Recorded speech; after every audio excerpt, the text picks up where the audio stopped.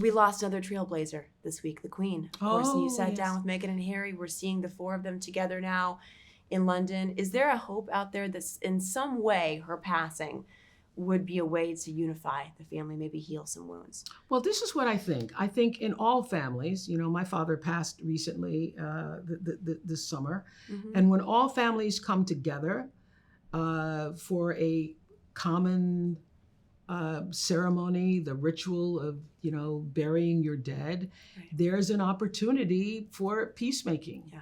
And hopefully there will be that. This was such a beautiful love letter to Sidney Poitier.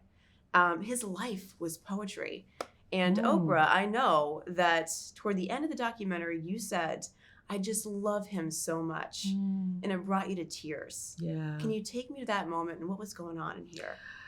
What was going on, Jen, was everything, because Reggie and I had been talking for a couple of hours by that point, and it just the sort of spirit of him washed over me, and I just thought about all the many days we'd spent in conversation, because I used to call him every Sunday, Right. and we'd spend hours on the phone talking.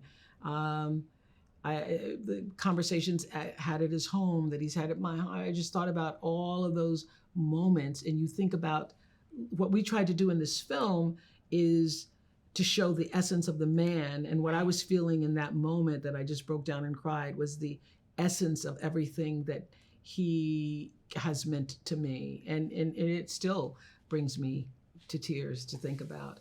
I mean, how blessed am I that in my lifetime I grew up as a little girl, wide-eyed, watching him from the Oscars from the time I was 10 years old. And then not just to get to be his friend. I mean, I have journal pages filled with, I can't believe I just had another conversation with Sidney Poitier. He talked to me for 2.5 hours. I can't believe. So many times you grow up and your heroes cannot match what you had in your own heart. He exceeded every piece of imagination I had about what a hero can be. He is Oprah's Oprah. Yeah, Is that safe to say? Well, he is certainly my Sidney, that's for sure. Okay, there we go. You know, how is he inspiring a new generation of people?